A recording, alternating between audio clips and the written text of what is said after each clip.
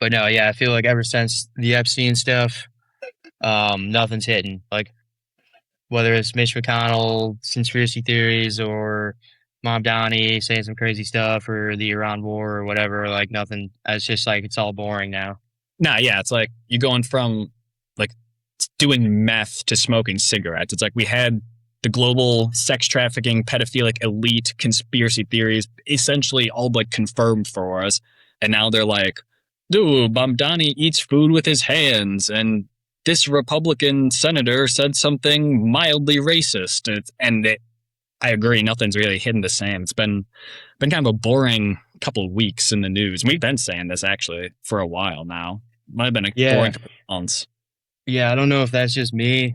Like, I know I like started messing with my algorithm a little bit, trying to um filter out some of the crazy stuff and get more back aligned with like stocks and tech and stuff. And so I've been seeing a lot more of that.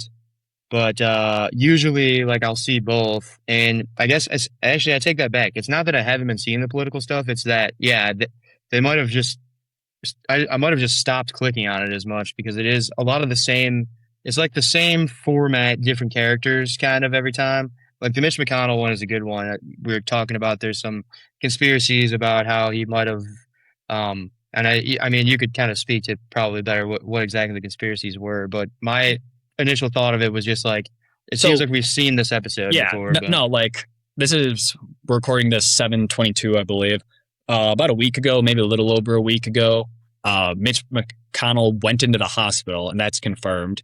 And then he wasn't seen or heard from for a bit. And then Lindsey Graham actually died, right? So that dude is legitimately dead. And now apparently, like no one's seen or heard from Mitch McConnell in weeks. They posted like one picture of him going like, like the Woody holding up Buzz or whatever, like or like the mhm. like that, It's like like Weekend at Bernie's. yeah, they're the Weekend at Bernie's. Was I was trying to think of that, I couldn't think of that. It was like Weekend at Bernie's or just like straight AI. So one picture of the dude. So people are thinking that he's dead, and they haven't announced it because they don't want to host a special election anymore. So if it and I think what you were going to build towards is like we had this what like 4 months ago with Trump, where it's like Donald Trump is dead. Mhm. It's like he hasn't played golf in 3 days. The dude is legitimately dead, and it's like Yeah, and not even close. same with Joe Biden during the election. I remember, and that one I actually fell for, and I think I might have mentioned on the podcast, but they had him on speaker when he decided to drop out of the election. He didn't like come out and make an announcement. He just released like a typed letter on the Oh, internet, and then they had him on speaker, and like his voice sounded way off, and I was thinking he's actually dead. And they had him on speaker talking to Kamala Harris, and she was like, "Oh, we did it, Joe. Like we got this, Joe." And I dude, was that thinking one like, that one was pretty sus because they just came out a couple days after he got smacked around in the debate. They come out like a few days or like a week or so after that, and I think it was announced on Instagram. They posted like that fucking like resignation letter, whatever the fuck you want to call it, dropping out letter on like Insta. People like, wait, this cannot be real. Then they released like the voice memo of him saying whatever, and that was like I think that was went around like the AI like celebrity bots were first becoming popular, whereas like, oh, you can make Trump say this like 3 or 4 years back. It's like, that's crazy, dude. This is mhm. insane. And now it's like gotten so much more insane. But that was I think when like the like celeb voice changer thing was coming out. So people were like, oh, clearly this is just AI right now. Yeah. Well, I mean, I guess that's a common conspiracy theory that people are faking their deaths when you've got the average age of a politician or congressman is like, like mid to late 80s. So, I mean, so Mitch McConnell, and I'm genuinely haven't been paying enough attention to. So Mitch McConnell is actually not confirmed dead. We're saying because I saw like some stuff that said he was, and I saw oh that was fake, and then I thought I saw like a day later like oh no he actually is. So it's kind of up for grabs still. No one's confirmed it. The best of my knowledge, Mitch McConnell is alive, and there were like and that was like the fake shit, the rumors that he was dead. Yeah, according to the Google machine, it says 84 years old, still living. But yeah, well, and that's crazy too because I for a minute thought that he was actually like confirmed dead just because you're seeing now like pretty well known like reputable sources who are just, I'm sure if you actually sit and listen to the podcast, they'll say, "Oh, we don't know if he's actually dead," but like the clickbait headline of the podcast title will be like Mitch McConnell dead. I saw like a few of those from like Tim Pool and like a lot of podcasters that are legit, and so I guess that's the equivalent of just seeing the headline of the article and not reading it. I guess and I just not like didn't actually actually listen to the episode. But not clicking in and reading it. yeah, No, but they do that shit on purpose, and that's just part of like what we were talking many times over about how it's impossible to tell like what's really going on a lot of the time. Wherein they know that McConnell's not really dead, but they're purposefully making their article titles appear otherwise. it's the clickbait stuff. Yeah. Yeah. Yeah, it's a lot of that. I mean, speaking of that too, one of the other topics. Well, we start with Mr. Beast. So Joe Rogan had a bunch of pretty lame, boring guests on in a row, and then he had JD Vance and Mr. Beast back to back days, which two quite different type of characters. Both were not great episodes. I didn't really even get through the JD Vance one because it was a lot of propaganda stuff. We can get back to that one, but we've been talking about the Mr. Beast one. The Mr. Beast one wasn't great, but I'm gonna put all of that on Joe Rogan. I don't know if you've listened to Joe Rogan recently. He seems to have like lost his mind. I mean, he In has what way? I've been seeing that he's just gone soft. Like he's not even trying to like interview people anymore. Really, he's just fucking like doing ads. It seems like just it's like it's a lot delayed of just censures. it's kind of like stuff you would see like so for like the Mr. Beast example, it's like okay, you've got the number one most successful, the first and I believe only YouTube billionaire, and not a single question about like the YouTube algorithm or any of like the human psychology that he uses to get people to pay attention or like any of his business methods or any of the people that he's networked with or what he's got coming next or like nothing. It was a 3 hour podcast. I made about 2.5 hours in. He spent, I'm not joking, like an hour and 20 minutes pitching Mr. Beast an idea about like a zombie apocalypse type game show. And Mr. Beast said, like, we were trying to count. I think there was like 9 or 10 times he tried to like change the subject, and Joe Rogan just wouldn't let it go. And like, it kept being like, oh, and you can make the zombies have glow up eyes. And then like, he goes on and Mr. Beast's like, yeah, dude, that's a great idea. Like, maybe we'll think about it. And then he starts to talk about something else, and Joe Rogan's like, dude, what if you had him so the zombies only come out at night, but during the day the people have to do tasks? And it was unbelievable. And after like an hour and 15 minutes of this, I'm like, has this guy lost his like? It sounded Yeah, like a 13-year-old kid. Like it was just crazy. I've a couple thoughts of that right off the top of my head.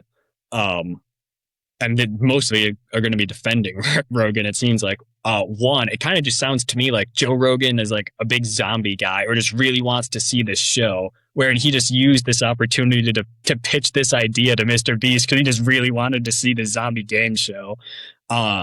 Two, I was thinking maybe he like took this Mr. Beast one like off a little bit if he had like Vance coming up right after, right? He's like, all right, I'm gonna actually prepare for Vance and like I'll have Mr. Beast on before and I can just fucking grill him about doing a zombie show, right?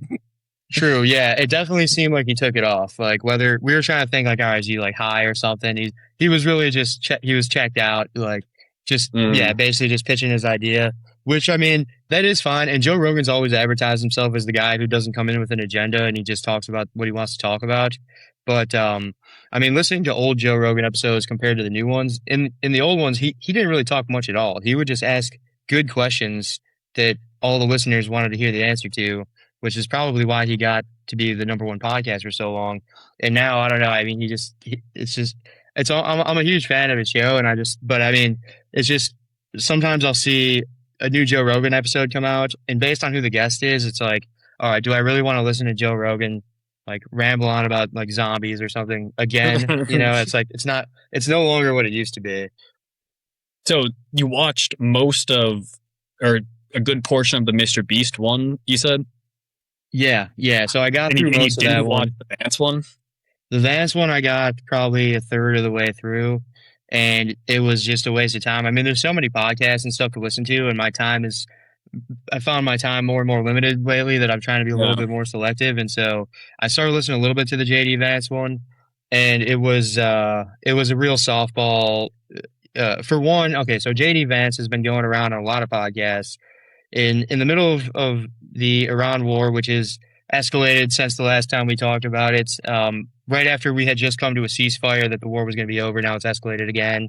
Um, in the the No Wars administration, we're now on day like 170 of the supposed 12-day war, 15-day war, and JD Vance is going around on doing the podcast circuit, not really even talking about the war. I mean, Joe Rogan did ask him about that. I'll give him credit for that. But his main purpose is to go around pitching his book, promoting his book called God Chose Me. And it's just, that was like the first 10 minutes of this podcast. And I was just like, all right, think I don't think I'm going to get much valuable information here that's Yeah. actually useful and not the same old pitch that we've been seeing everywhere else. Because I've seen some clips from the Vance one. I haven't seen anything from the Mr. Beast one. I'm not a big Mr. Beast guy. We will get back to Mr. Beast though, but staying on Joe Rogan, I've seen some of the clips from the Vance interview that he did, and I was like, wow, he's actually asking some pretty good questions. So maybe this is at like the 2 or 3 hour mark or whatever. Yeah, I get through an hour and a half of JD Vance book propaganda and fucking softball ass questions, shit like that. But he was grilling him like on Iran, asking like why are we even doing this, basically. And then he was grilling him on Israel too, saying like asking some of the bigger questions, like, do you think that they have like a, what's the phrase people use, over, like too much influence, basically is what it comes down to, right? Like they're Like too swinging, much influence on the American people, or like on yeah, the, like, on yeah, yeah, American politics more so. right, They right. don't give a shit about the American people, right? Yeah, Um, yeah. it's just like like punching above your weight class, basically, right? He's like, you ask him like questions like that. He's like, well, why is such a small country having so much like influence over us? And then Vance has to like backtrack and everything like that. So I've probably seen the good like 5 or 6 minutes of it where he's actually asking some like real questions versus watching the entire 3 hour thing. There's like no way I'd be able to get through that. Yeah, I might actually take another look at it because yeah, I got like a little bit over an hour in. He was being a little bit confrontational, and I was more so just getting annoyed with JD Vance's responses because I mean he would bring up a good point, Joe Rogan would, and the first one that I heard was something about oh, you would like this one. I think you might have brought this one up on the podcast before. It was about how in certain states now they're requiring that the Ten Commandments be posted on the walls in classrooms. And Joe Rogan's point, which was, well, why should it be mandated? And JD Vance's point was, well, look, if I'm the teacher of a classroom and I want to put something like this on the wall, well, there are, virtues that are more than just Christian in those Ten Commandments. A lot of that is American virtues. And if I find that to be, important to the, the morality or the virtue of my classroom, I have every right to put it up on my wall of my classroom. And Joe Rogan says, yes, you have every right to do so. Sure. Why is it mandated that you do so? And JD Vance goes, well, look, Joe, you know, if I have a classroom and he goes right back to the same thing, and it's like totally ignores the question. And Joe Rogan basically just had to like walk him through it. It was kind of like the Patrick Star meme of like, like You drop this wallet. yeah, yeah, yeah. You dropped this wallet. Is that your name on the ID in the wallet, Yes. and it fell out of your pocket? So it's your wallet. Nope, not my wallet. Like Yeah. it was that, and that's kind of where I gave up.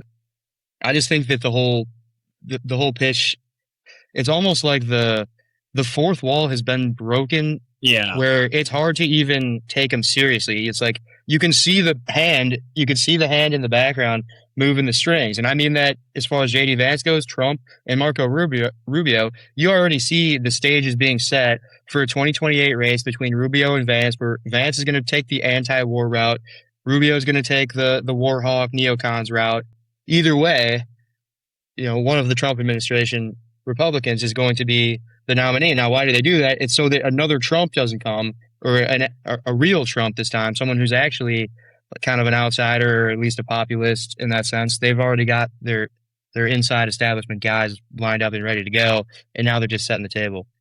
For sure. We definitely talked about like the fact that maybe these past, it's kind of what we opened up with a little bit too, how you go from like the Epstein stuff to now, and now you're like hearing politicians talk, and like you just know the motives behind everything. I think you were talking about like a Nick Fuentes clip when he was talking about JD Vance. It's like, oh, when he gets asked this question, it's like he's not allowed to say this, so he has to pivot to this, right? And it just you can see like the like if then statements, right? Basically of like, oh, if this is what is brought to you, you have to go in this direction. And it's all just so played out, it feels like at this point. One you had talked about, it's going to be Vance versus Rubio, which that is what the betting markets say. So that you should believe that, as we've come to learn. Not always correct, but usually a good bet, as they would say. Craziest thing to me is that the goddamn Democrats are still just fucking floundering. Like it's gruesome Newsom apparently. Like that's supposed to be the guy for the Democrats. They have no one, dude. They have no fucking strong leadership. I saw a great breakdown of this the other day, talking about how it like ebbs and flows between the two parties, like who has strong central command, and then the other. If you have a strong central command, like the Republicans for the last 8 to 12 years under Trump, they've had strong central command where you know who the guy is, right? Versus then the other side gets to take the stance of like, oh, we're not like the cult of personality around one person. We all have like we share responsibilities, right? And then it was Obama before that for the Democrats, who had like the strong personality, who then the Republicans could do like a party by committee, basically, right? So now this guy was saying like Democrats have been playing the party by committee for like years now, but they still don't have a fucking personality yet. Yeah, that is very true. And one thing too, and this could also kind of play back into why everything seems boring, at least from my perspective, being someone who not really on TikTok as much, more so have been a big podcast guy for the last 10 years. And it's been, I was with the Ben Shapiro crowd and Steven Crowder, Tim Pool. Recently started listening to Nick Fuentes a little bit when it comes to the Iran war, because I mean he has tended to be a little bit ahead of the curve on information like that, and at least can pitch a good argument. But all of them now, Have Tucker we Carlson discussed Nick included, Fuentes at length online on this on the pod? Because we definitely did a while back, but yeah, probably like around when he was first on Piers Morgan. Yeah, that could be a good topic to retouch into. Yeah. Well, I mean, here, I'll kind of weave it into this. For the past, 10 years or so, there's been a big, I would call it a symbiotic growth between, the podcast ecosystem, specifically on the right, and Trump's rise. I mean, Trump's obviously going to get attention, and guess what? There's a new attention economy. And so you see all these kind of new up-and-coming podcast hosts coming up on the right, and as much as they wouldn't want you to know it at the time, as much as they were fighting against the whole cancel culture and they were all all about freedom of speech and decentralization of media and all this stuff, well, they were kind of using the same tools as the mainstream media did, only now they're in the Wild West, the ecosystem of social media and podcasts and streaming and everything. And the main players you had really was the Daily Wire and Turning Point USA. And then you kind of had a few slightly smaller guys like Steven Crowder, but they were all kind of connected. And anyone who was going against a lot of their mainstream points was getting boxed out. A guy like Nick Fuentes was.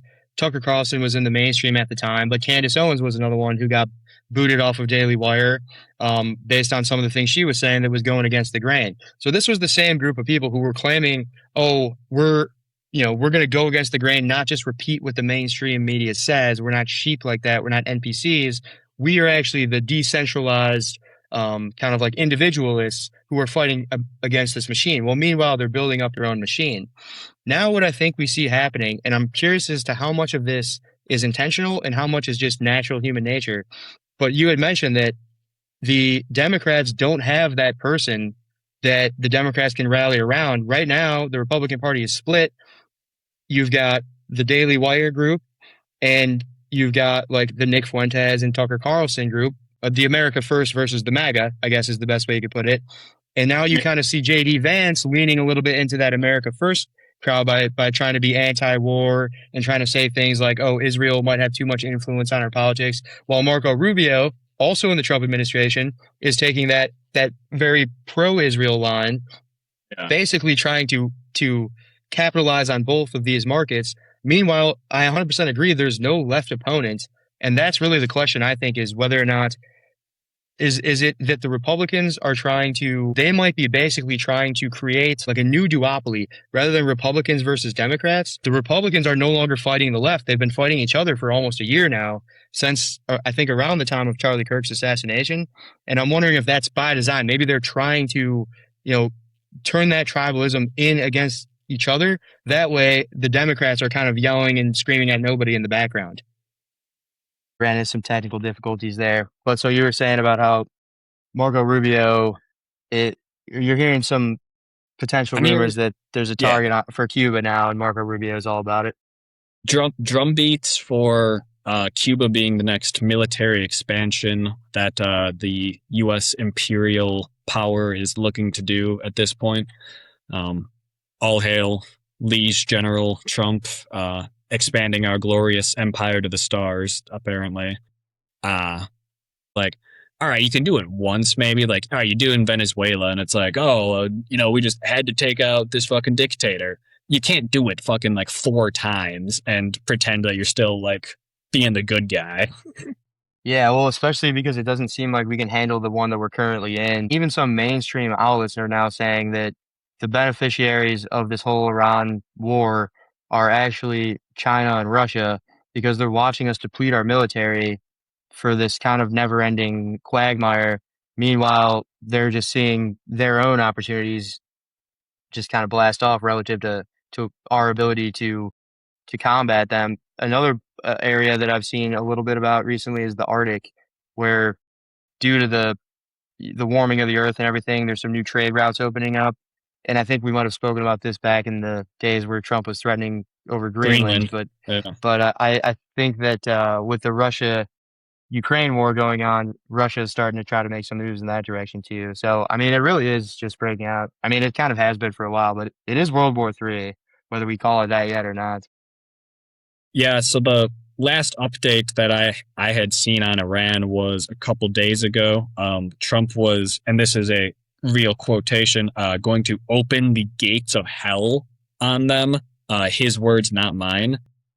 So this is a far cry from a couple weeks back when we were talking about ceasefires, and I think we had said, oh, it doesn't seem like much has changed, and I think something slightly has changed in Iran, and that being the facade of this being a short conflict, I think is now over. Where I think the Trump's done doing the hard bombardments and hardlining on Friday at 5:01 p.m. and then at Monday 9 a.m. saying, "Oh, everything's great. We have a pact. It's gonna be signed, and everything's gonna be great." People are just saying he was doing that purely for the market, going easy on going easy on the Iran thing Monday mornings for open, and then going more hardline Friday nights. It now just kind of seems like that portion is over, and now we're just getting more into the tried and true quagmire Middle Eastern conflict that we know and love as Americans. Yeah. Well, I mean, the opening up the gates of hell, is that not pretty similar to the same rhetoric we saw on Easter Sunday, which was now, 4 months ago, three and a Yeah. half months ago? And that was already a month and a half into the war. And so Well, it's he like, said he was going to how many times are you destroy going a to do this? civilization tonight. What isn't that literally what he said on Easter Yeah, Sunday? yeah. Yeah, yeah. So it's like, how many times are we going to do this? That's the thing about being that guy who's going to, be try to use like the whole brinkmanship method. It's like, well, you can only do that once, and then as soon as your bluff is called, you're sitting at the poker table going all in on every hand. And as soon as someone calls your bluff and you got a pair of twos, now they know that it's not going to work anymore. It just seems like what this is really going to do is strengthen China, because they're going to be the people who are coming with economic handshakes when this is over or during it, as opposed to us coming with the military bombardments. I heard this is some quote. I think it was about like I think it's about Africa. And it was like, yeah, when China comes to town, you get a new hospital and you get a new road. It's like when America comes to town, you lose like half of your arable soil basically from fucking bombardment. So Yeah, and seems like a fucker. that was our foreign policy for pretty much the entire time since World War II. I mean, that's what hegemony is. It's like the act of kind of like entrenching different countries into using the dollar, into using our technology, and kind of like using our culture to influence them, and then winning the hearts and minds. Whereas now, yeah, we don't really seem to have that nearly as much as China does. That's definitely true of Africa, probably in a lot of Middle Eastern countries, and then also in South America, you see. So it's like they're definitely winning that soft power battle, which in nowadays matters so much more. You don't win anything unless you win the hearts and minds of the people. You can look at any corner of the earth now and basically see live coverage of what's going on, and it's drones and bombs and civilians dying and violence. That's not winning the hearts and minds of anyone. That worked back in the day where we didn't have 24/7 live stream coverage of everything that was going on throughout the world. And then we can come back and we can make up hero stories. Back in, the World War II days or before that, we can go overseas and go bomb a bunch of civilians and then come back and tell some glamorous story about how we just escaped the clutches of the enemy and we came back and we fought on behalf of freedom, and we can do all that. That doesn't work anymore. What works now is actually providing some form of utility and some form of benefit to the people to make them actually want, Trump's the sales guy, the art of the deal. It's like you're basically selling your country. You're selling your system, your culture to people who you're hoping will then slowly over time gravitate culturally towards your system. This has been the thing since the Cold War, which is still going on. We're doing terrible at that right now, I think. I mean, I shouldn't say that. We're doing all right in some aspects, but when it comes to the actual utility where it matters, the quote you said, which is, are we providing, the technology and the utility and like the safety and protection, or are we viewed as a threat? I think the Yeah. perception of us, whether true or not, is more of a threat than it is as a savior. Yeah. You had said one thing in there. Wanted to ask this question. You're talking about how, like, yeah, like this strategy that we're still doing was very effective 30 years ago when no one would see in 4K Ultra HD the exact war crimes that you're committing, essentially. Now it's shared across instantaneously. Do you think a lot of the cultural issues that we have that America has been facing the last 10, maybe even 15, 20 years is we are losing our shared narrative? Yeah, definitely. That's definitely partially. It's definitely a big part of it. Because And you used to have from like it used to come top down essentially, right? So it's like, oh, what is it like your opinion on the Middle East? There would be a couple newspapers writing about what's happening. That was about the only source of information that you could get on it. So everyone was discussing in that exact framework, like what was happening. Maybe there's two different sides to the framework, but you're still navigating within the bounds. Also, with like other cultural things, just like movies and things like that, everyone was watching the same movies for the most part. You didn't have individualized algorithms feeding you different things, wherein you can have two kids who are the same age who are being fed totally different streams of information. And how are they supposed to have like a cohesive cultural experience wherein when they're not experiencing the same things? yeah, yeah, and I think that is definitely the case. And I think a lot of it has to do with the lack of control, and that's why we see it. And it And comes is that down a bad to thing even? right. And Right. I would Yeah. think over the long term, I think we're experiencing the growing pains of it. Whereas we're seeing the early days of the printing press where suddenly the king wasn't the only one that could tell the people, or the church wasn't the only Yeah. one that can tell the people what was good and what was wrong. Other people can branch off and spread their word of an alternative religion I mean, I think that's probably the best equivalent I can think of. Whereas now there isn't one media source that can tell you what's here. And you brought up a good point there about controlled opposition, where it's like, well, here's the Yeah. Democrat and here's the Republican, and they have totally opposite views. So whichever one of those you agree with, you can pick from that selection of two choices. But then when you get a Nick Fuentes like type character or an Alex Jones, or even some of these just, and some of them are probably, you know, out of their minds, convincing people on the internet of crazy stuff.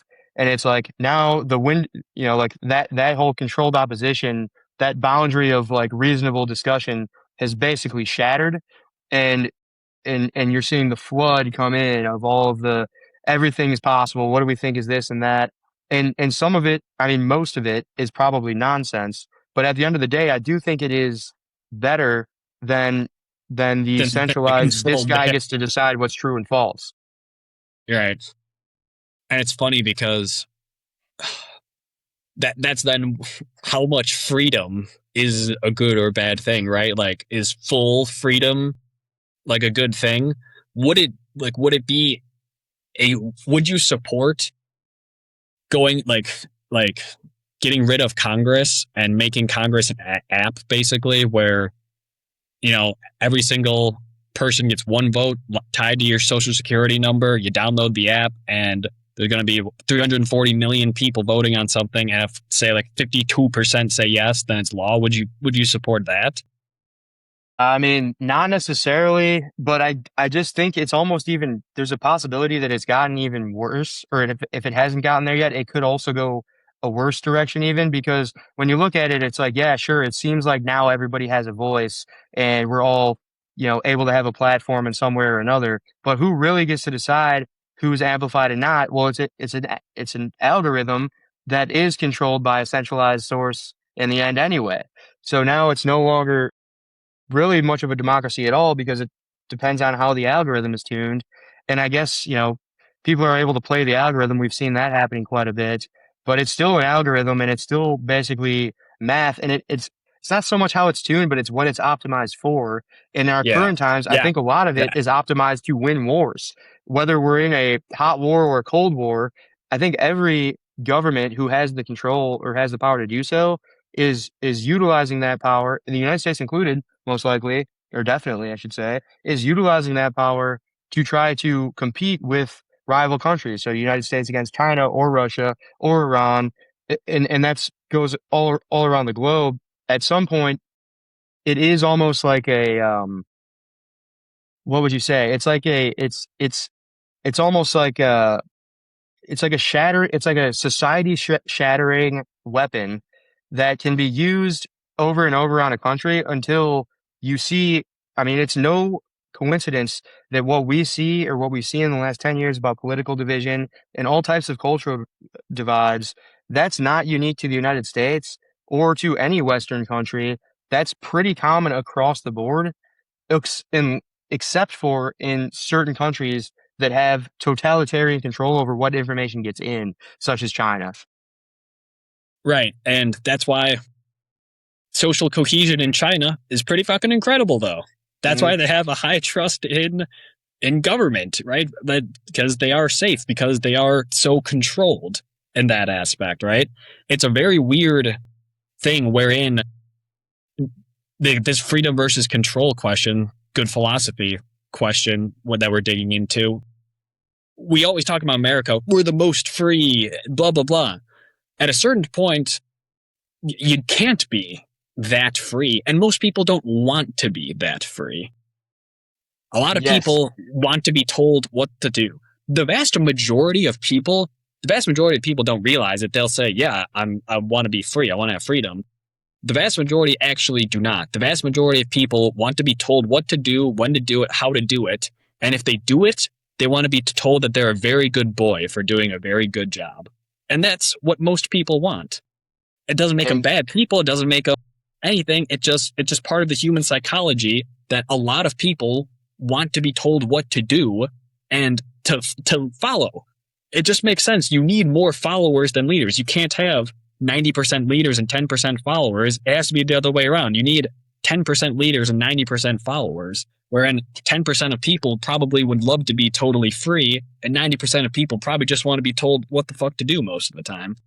Yeah, and in that case, it really comes down to then the mechanism that filters the hierarchy. So you, right, like you said, you can't have 90% leaders. There's going to be a small amount of leaders, and then there might be a lower level who are, still looking up to someone to tell them what to do, but they kind of, you know, have influence themselves. And it really comes down to the mechanism on how is it decided who gets to lead. Every mechanism as humans we've ever come up with has been flawed. And I'm sure there's an argument to be made that some algorithmic mechanism based on, a decentralized voting system where it's like whoever gets the most likes or the most comments or the algorithm favors in some way or another has kind of at least, I don't know if you'd want to call it meritocratically because it's not always based on merit, but if we use Democratized it a little bit, at if we least, use right? like the ability to harvest attention as the metric to identify merit in this ecosystem, well then yeah, this one is probably better than the old one, which was, well, I know a guy who can get me a job at Fox News or whatever, so that's probably better. But the idea of being safety versus freedom is a philosophical debate that's probably as old as time. And it brings me to another idea that we might have touched on very briefly in past episodes, but I know that you've been looking into a lot, which is the flock cameras. I think it's the same debate there, Oh yeah, which is the safety versus freedom. There's an argument to be made. I'm sure a lot of people who would see something like a flock camera and think, oh, that's awesome. There's constant surveillance in my town so that if anything were to go wrong, if my son were to go missing, then I'd be able to immediately figure out who the last person saw him was because they've got Big Brother watching. I'm sure there's people who think that way. I don't think that way. I think it's pretty. I don't think it's a good thing at all because I think it restricts your freedom. But crazy what do you crazy think? lead in there because I had a couple other ones that were good lead-ins for this topic. I do want to get back to Mr. Beast because we were talking about the algorithm, right? I want to get back to that one. I'll bring this one up really quickly. You're talking about the current political division. And I kind of wanted to bring this up really quickly because I had seen it a couple days ago. It made me chuckle. It made me realize nothing ever happens. Helped me take a breath, right? The dude was talking about, I think it's the second ever presidential election, John Adams versus Thomas Jefferson, right? And the guy's talking about, so Washington steps down. Now you have these two guys, and both sides of the newspapers were saying things that you would think you only hear today. Wherein the anti-Adams newspapers are running like, this guy wants to turn us into a monarchy. He's it's way too close with the British royalty. Listen to his name, John Adams. Like, he just sounds like he's a king, right?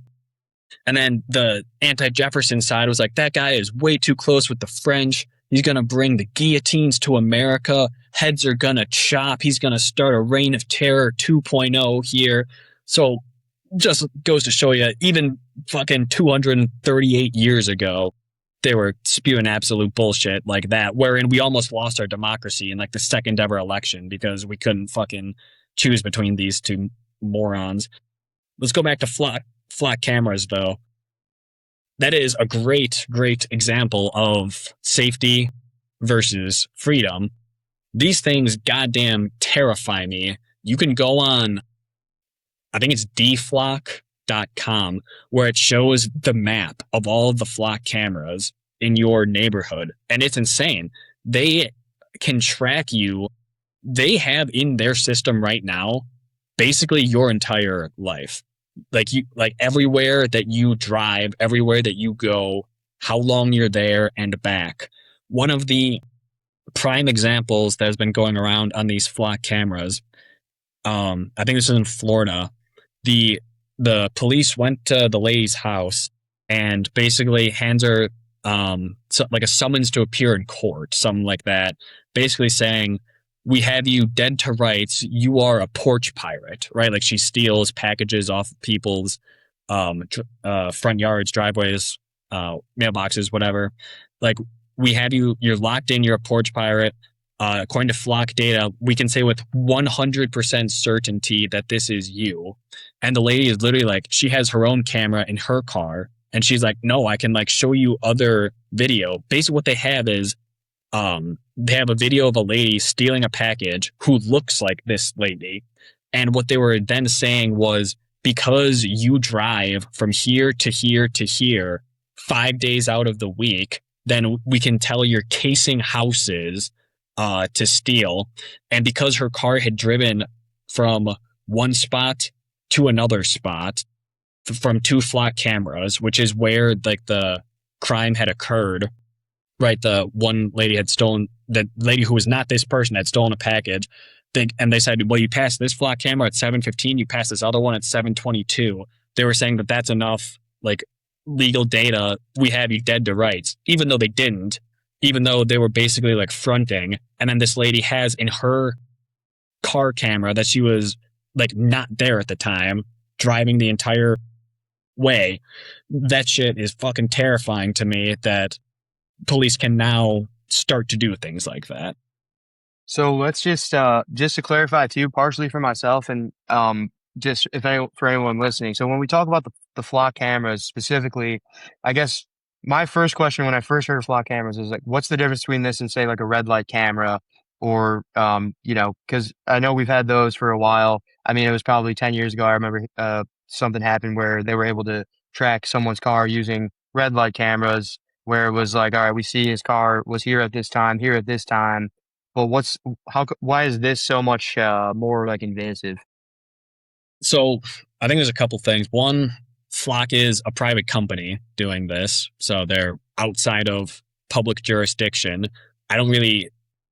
I've had a couple ideas thinking about Flock in the past few days. Like, if you're allowed to just put up cameras everywhere and no one's allowed to like not be a part of it, then we should be putting up cameras right now, Richie. We should just be putting up cameras, storing all of the data, and then selling all of that data.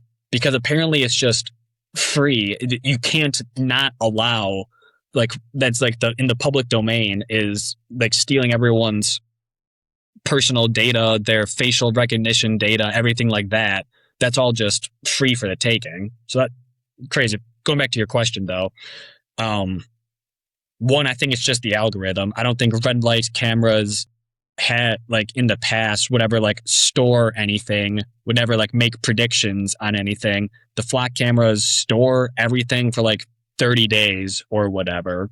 So that's how they get like the patterns, where I don't think red light cameras were like tracking people's driving patterns before.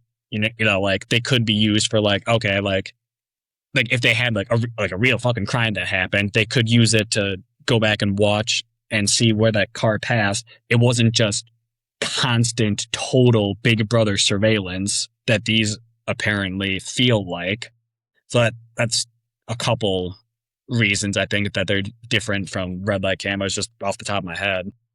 So yeah, so the thing that I was curious about, and which I think is the case, is that for one, I think so. Like for example, if I've got security cameras and say it's recording and say it is storing the video for a certain amount of time, if something were to happen, if I were to get robbed, it happened, if someone were to vandalize my car, for example, I can go and I can talk to my landlord and say, hey, can I look at the cameras? And then you can see the cameras and gather what you can from what's on the footage. Whereas one thing that I don't know if they're there yet. I haven't seen too much on these, but I was kind of trying to Google earlier today, but I don't know if they're there yet. But the one thing that I would fear, which I think would be where the line is crossed for me, is if we're talking like facial recognition, basically computer vision algorithms,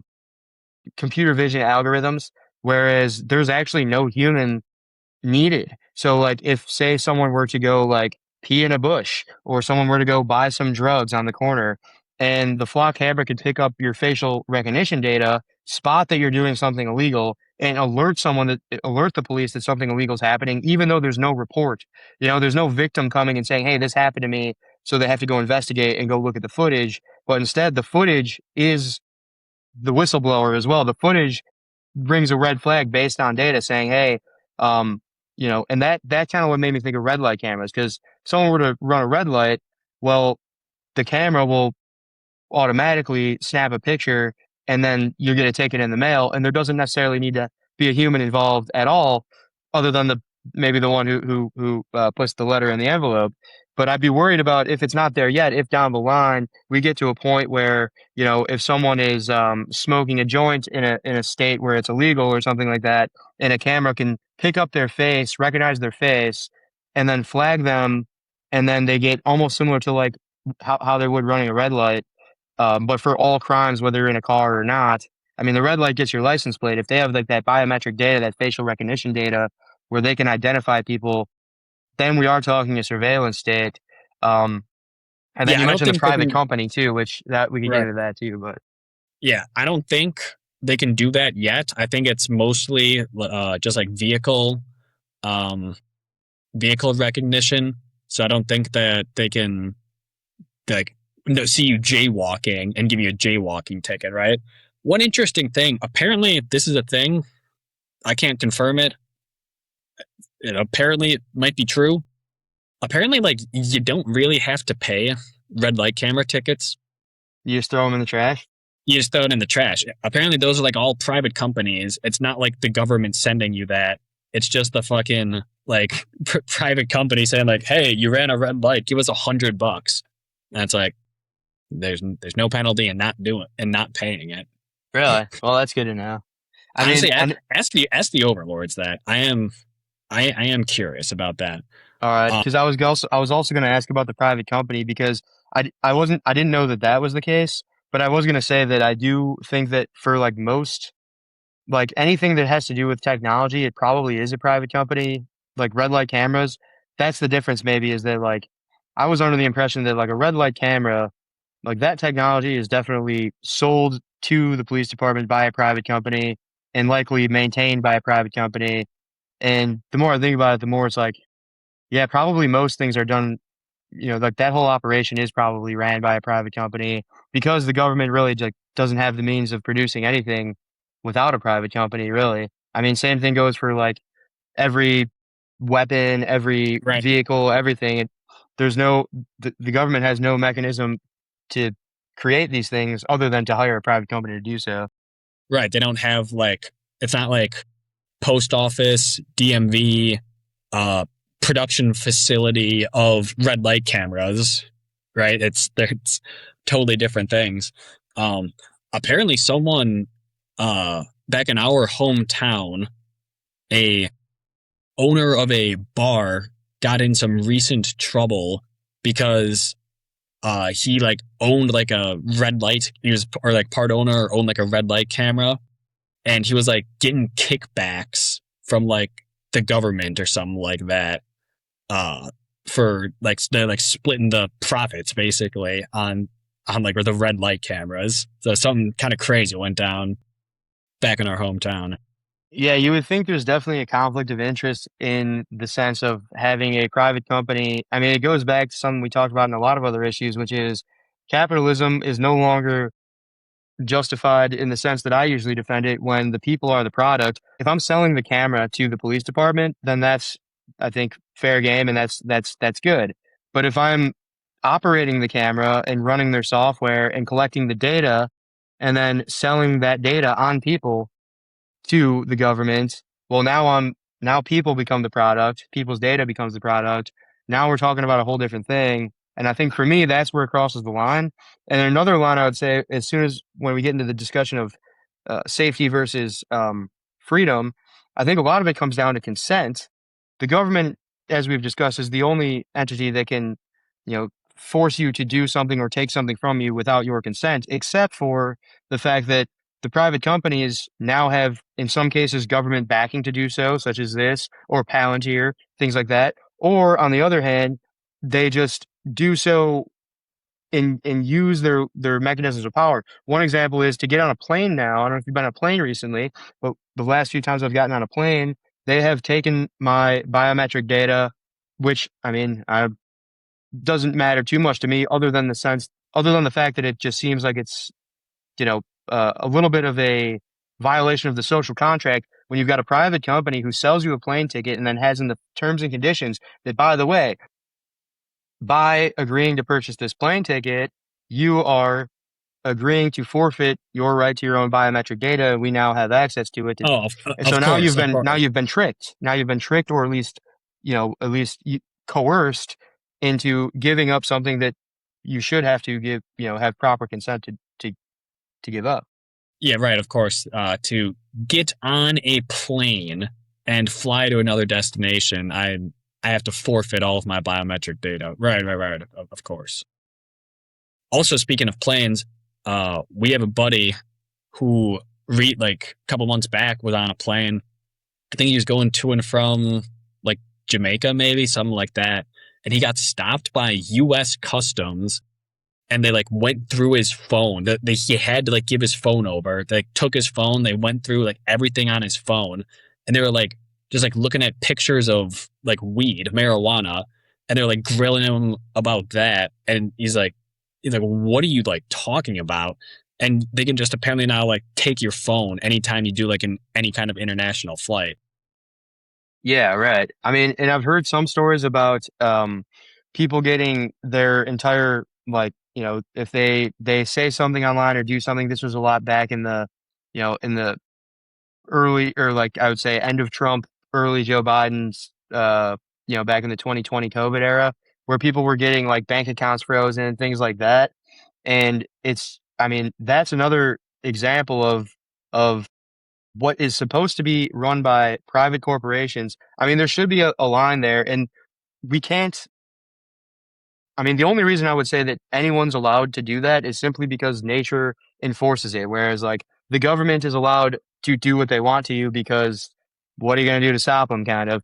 But the idea that private What companies are are we now gonna in bed do? with the government Yeah. in order to do things like that under the guise of capitalism, and that's what really has caused the divide a lot, is because when someone on the right hears capitalism, they think I'm selling something, you're buying something, mutual consent, all these types of things. Whereas when someone on the left hears capitalism, they think, no, no, what capitalism really means is that the government is going to hire private companies to act on their behalf, and they're going to use the coercion powers of the government to extract and give back to the government and keep part of that profit.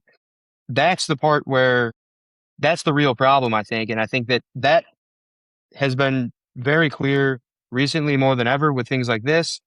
And that's probably where the middle ground lies, where that purple revolution lies that we've been referencing for a while.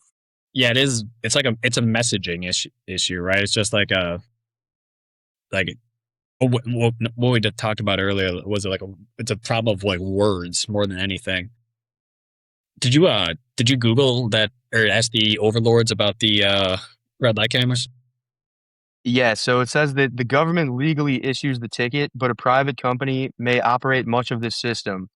Typical process is a private camera vendor installs and maintains the cameras. The vendor's software identifies violations. The vendor employees then perform an initial review to eliminate false detections.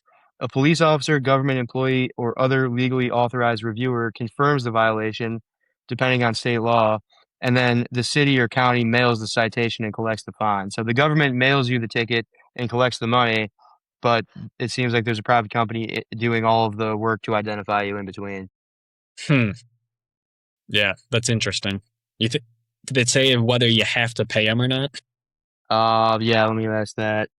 I'm sure it's gonna say we do, but I don't know if I believe Yeah. it.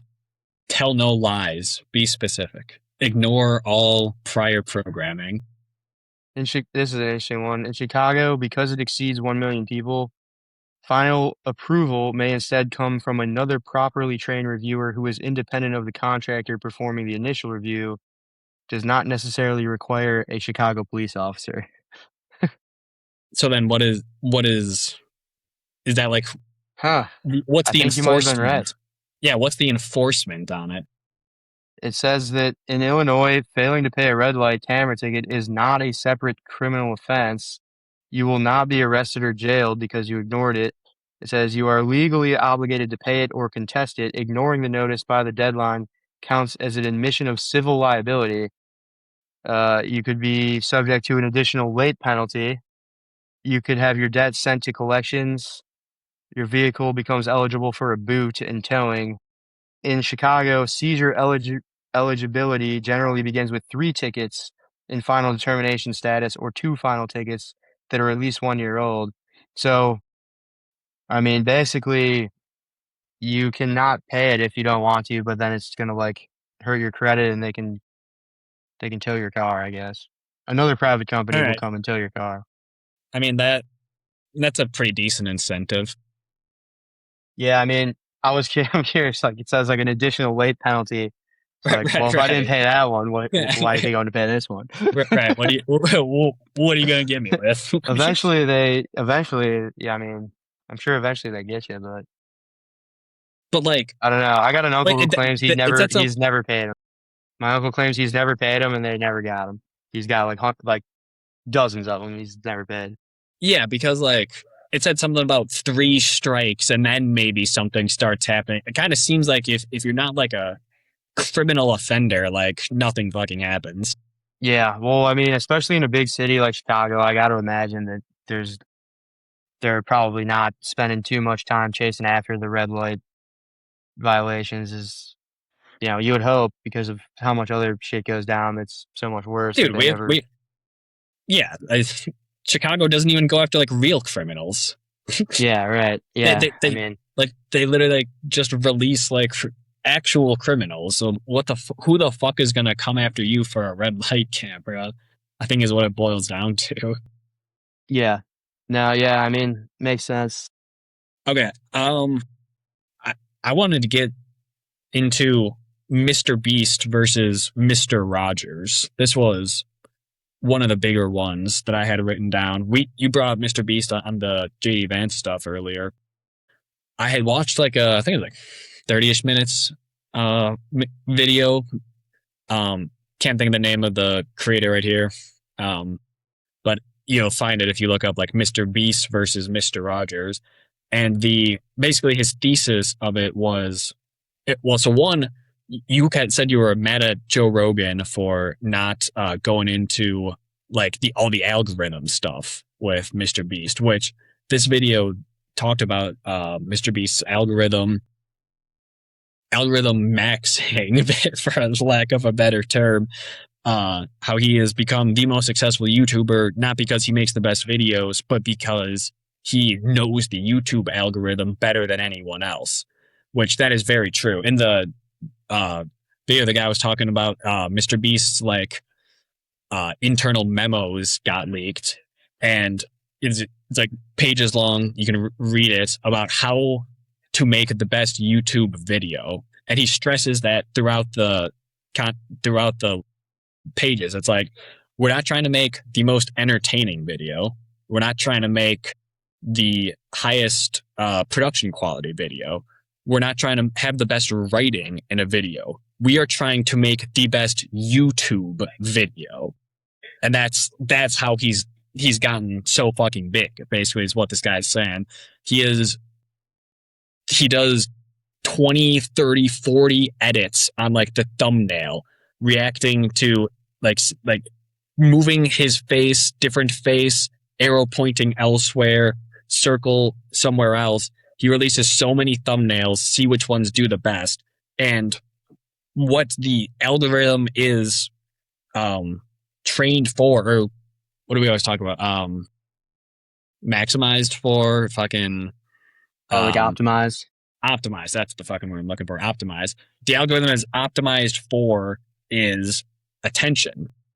And that's kind of what we talk about all the time. But one of the things he said is you have to catch them in the first 10 seconds of your video or someone will leave.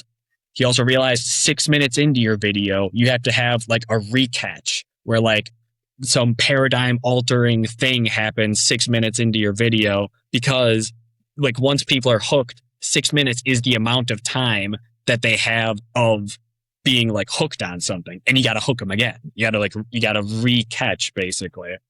He learned things like people will for some reason watch a video, like one of his first videos that went off was it was like him saying, oh no, it's him counting to 100,000.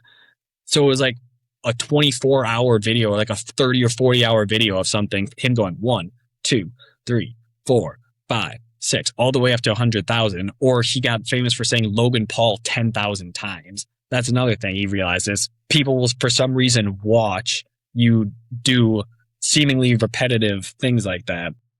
But what this guy was, I was kind of want to talk about Mr. Beast a little bit, about his like algorithm things that he had learned, because he had said Joe Rogan didn't. But the philosophy behind what this guy was saying, he was comparing Mr. Beast the entire time to Mr. Rogers. Mr. Rogers being the TV show that me and you actually didn't really grow up with, right? Did you ever watch Mr. Rogers?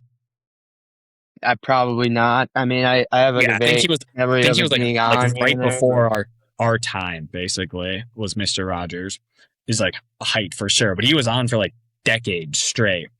And they are completely opposite things. Wherein Mr. Rogers would open up a show, he would just like walk in, change his jacket, and like tie his shoe, doing like the most boring, like mundane things, essentially, versus like the attention optimized Mr. Beast cannot remove your eyeballs from the frame technique.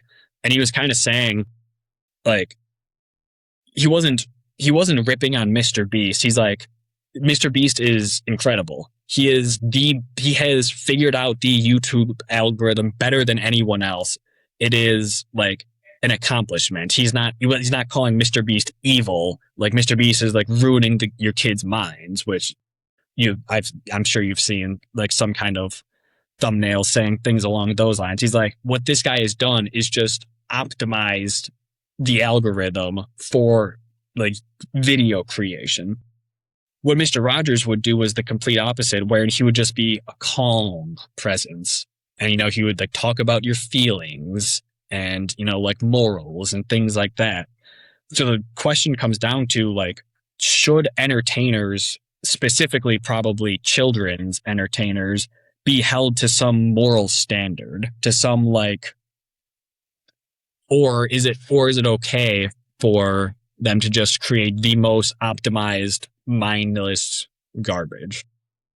I mean, I would say so. I think my opinion on this one might be a little controversial, but I would say that there is really no choice that we even, not just one individual, an individual has a choice of whether or not they're going to be like Mr. Beast and take every minute piece of data that they possibly can and collectivize it and try to use it as a formula to create the best, whether it's the length of the video. A few things you said were very interesting. One being that you got to get them within the first 5 or 6 seconds. So that's why, I mean, if you've ever watched Mr. Beast, I've watched some of his stuff, and every single video he starts off, maybe I could put a montage in here, but every single video he starts off is, today we put 1,000 people, it's Yes. yelling at you immediately. And then you get the entire synopsis of what the video is in the first 10 seconds, right? We put 100 people in a circle and we give them $50,000 for each time someone leaves. That's the entire, everything for the next 40 minutes that you're going to watch is that, right? And especially when we watched, it was about a year or two ago now when Beast Scams, the first season came out, we were watching it. And one thing that I didn't really notice in real time, but would notice like the next day, was that we would watch it before bed. We'd go, all right, we'll throw on an episode, then go to sleep. And almost every single time we'd end up watching 2 or 3 episodes because they'd leave you on a cliffhanger right when the commercial break came. And that's old, everyone, they always kind of do that. But he had his optimized so well that you could literally, as a full grown adult who didn't really care that much about the show, it was more so like background noise. Next thing I know, I can't, now I'm like, we'll do one more episode. Now he's not only fighting for attention against all of the other millions of YouTubers who also want to try to steal your attention. He's also fighting against sleep and spending time outdoors, getting some exercise, friends and family. You've got this like similar to what we were talking about earlier, where you've got a flood of all of these people. Some of them are just people like us who are having conversations and posting it, and we're not pushing algorithms. We're saying, hey, we're trying to have interesting discussions. If anyone, wants to hear what we're talking about, feel free to join in. If not, we'll look back on these later and, we still think they're cool. Whereas you've got a bunch of people who this is their business. If this is your business, then, I mean, that's business 101 right there. Is it's competitive and it's cutthroat. And so I actually admire the way, and I think you were kind of saying this in a way too, which is like the way that Mr. Beast has been able to do that better than anyone else could, especially as like a guy who's younger than us. He's like mid 20s. That's pretty impressive. I admire that. I think that that shows like a huge amount of like competence and awareness and understanding of what he really is. Now, Mr. Rogers, on the other hand, I can admire that too in a different type of way. But the idea of a Mr. Rogers existing now doesn't make any sense because the reason Mr. Rogers existed back then is because he had the channel. That's what was on. Back then it wasn't let me pick through 10,000 YouTube videos to try to find whichever one tickles my brain in the right way that makes me pay attention. Back then it was like, hey, here's what's on. You've got Mr. Rogers or you've got the news or you've got the weather. And so it was like the stuff that he was doing that was probably better for the human attention span, especially for young kids. Yeah, it was probably better, but also in a world where that's the double-edged sword of now everyone has a platform. Now everyone can put stuff out there. We no longer have to rely on these like centralized forces where there's only a handful of channels or whatever. Well, that's the double-edged sword is that now like the person who is going to win the attention is going to be the one not who does the best for you. It's who gets you to pay attention to them. And I guess what it really comes down to, the fundamental flaw there, to end my little rant, is that the fundamental flaw is that humans, especially young kids, and now that's a different discussion we can get into, but we'll say adults for now, adult humans don't have as much choice as they think they do in what they're picking to watch. Because if you did, if everyone chose what they wanted to watch and they made their own decisions, and because I would bet if you asked most of Mr. Beast fans, they would say, you'd say, why do you watch him? Why do you like him? Why do you spend so much time watching his videos? None of them are going to say, maybe a small percentage who've seen this video, but most of them are not going to say, oh, well, but because he hooks me in the first 10 seconds, and then just as I'm about to give up, he gives me another hook at 6 minutes, and he has just enough lighting and just enough of a kind of like a storyteller, or like he's got just enough of an addictive pattern built within his videos. No, they're all going to say like, oh, dude, no, that those videos are awesome. I love to see it. And it's like, most people believe that they choose to watch him. He has just hacked your brain in a way that has made you choose a thing. I think addictive is probably the best word to put it. It's this, it's like the same way people think that they like candy or they like fast food, and it's like, no, really, there's addictive chemicals in there that have hacked your brain into making you want more of it. That's what he's done. And I think that's what a lot of these people are doing now. He just happened to be the best at it. He is the best at it, period. Mm-hmm. Like bar none, he is the best at it. I think I brought this up before I had seen this video the other day. Is something what's the number? I think he has 50 million subscribers now. Check it out. By the way, I pulled it up while you were talking. No. Huh? He has 500 million. It's one of those two. I think it might have been in the billions, actually, but let me check. I think he has 500 million subscribers, meaning roughly like 1 out of every like 20 people subscribe to Mr. Beast. You're right, yeah, 500 million, yeah. Yeah. And he's 500 million, meaning about 1 out of every 20 people on planet Earth subscribe to this fucking guy. The page that had mentioned the original video too, it's called ASA Park, ASA Park. Yeah. I want to check it out. It was a pretty good video. I watched it as well, and he had a few good points in there. I mean, one thing, and he did mention this in the Joe Rogan video, the Joe Rogan podcast as well. When Joe Rogan's going on and on about these zombies, like I was talking about, well, Mr. Beast did bring up multiple times. He's like, yeah, this would be great, except I usually make family friendly content, so I can't do some of this stuff. And Joe Rogan wasn't taking the hint, and he's like, "Yeah, but it'd be sick." But I was thinking about that too, and part of the kind of thesis behind this original video is that, or a lot of videos would say, Mr. Beast targets kids. Now, I would give him a little leeway there because I don't think he's not making videos that are like cartoonish and designed for young kids. I think what he's doing is he's making videos that people of all ages could watch as another way of just maximizing views. Because if he were to make something that kids couldn't watch, then there goes, a pretty good chunk of potential viewers. So he makes things that kids could watch, and kids are also just so happen to be the most susceptible to that type of, like I guess, addictive tendencies when it comes to their psychological, Yeah. awareness, I guess. So, I mean, if you want to say that's targeting kids, that's one thing, but I mean, I don't think anything He he's makes the doing is videos bad for for kids. That's it. you don't think what he's doing is bad for kids? Well, I guess his content, like as far as I've seen, has been not like I think that there's a lot worse being done in kids' content that's actually like pushing negative, like self detrimental kind of like subliminal messaging. Whereas Mr. Beast, as far as I've seen, doesn't have any of that. I think what he's doing is he's shortening their attention spans and probably making them, not have trouble paying attention in school more or something like that. Yeah. But I think he's not like simultaneously like making them think in a more negative way or anything, I don't yeah, think. I think the whole thing with Mr. Beast is like one, Mr. Beast is not evil, but then two, like you you can agree with that style of content, like the way that it's made is not good, but it's not his fault, really. It's the algorithm's fault.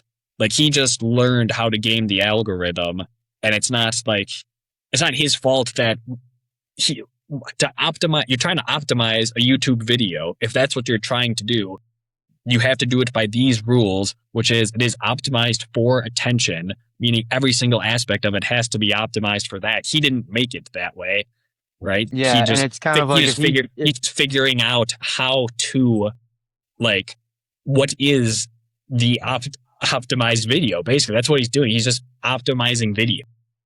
yeah, yeah, and I mean it's kind of like the same thing. Response to video, attention to video. I think it goes back to consent in the same way. Whereas we were talking earlier about the data, like, oh, I never gave consent to take my data in certain aspects. And this way, I think that because when I think about an adult, I feel like there's nothing negative that Mr. B is doing at all. Like as an adult, someone who's fully capable of learning about how the algorithm works myself, and if I wanted to do enough research, I can understand exactly how psychology works, and I can figure all this stuff out and then I can still choose to click on a Mr. Beast video. In fact, I do sometimes because sometimes I'm like, you know what? Kind of want to just watch some Mr. Beast stuff. I'm sick of watching the Iran war and Epstein's Island. I want to just watch like 1,000 people try to stay in a bubble for Um, stuff like that. I don't think there's anything like negative about that at all. It's actually probably like there's some positives when it's for adults. I think where they bring in the kids, that's where it doesn't feel right because you're like, oh wait, he kind of is like, kids aren't able to consent in that same way. Kids are much more susceptible to being kind of swept into this type of like psychological manipulation when it comes to kind of hacking their brains. I feel like that might be the difference right there. And in that yeah, case, I would almost say it's like at some point it's like, well, I mean, for one, maybe there's some type of like age restrictions or something, but also it's like if you're a parent of a kid, it's kind of up to you whether you want your kid watching this type of stuff or not, you know? yeah. No, that's also true. Um, when I was just gonna restate basically that like it's not his fault that that's what that the algorithm wants, right? Even if it's like attention span frying material, like that's YouTube's fault. That's not Mr. Beast's fault, right? Um, fuck, I had one other thing I wanted to say on that one. Oh, dude, you said you watched that video, right? Yeah, yeah, yeah. It's pretty good. One of the most interesting parts of that, what I remember, was no dead air ever. So like Hmm. it's edited in such a way where there is always some type of sound, whether someone is talking or like one of the alarms are ringing from like the game show style shit or whatever. There is legitimately zero times when like that sensory overload is not happening. And that was kind of the contrast that I remember when they were talking about the Mr. Rogers thing, where like Right, he right, walks in and he's like, "All right, guys, hang on, let me tie my shoe," and it's like right, 45 seconds of silence while he ties his shoe. yeah, right. Yeah. All right. You got anything else on that one, or No, I yeah? mean, I think it really is. I mean, it does come down to the algorithms optimizing for attention, just as they all do. Right. We're in the attention economy. Um, And I that's mean, the issue with that that's type the of issue, right? content that gets pushed.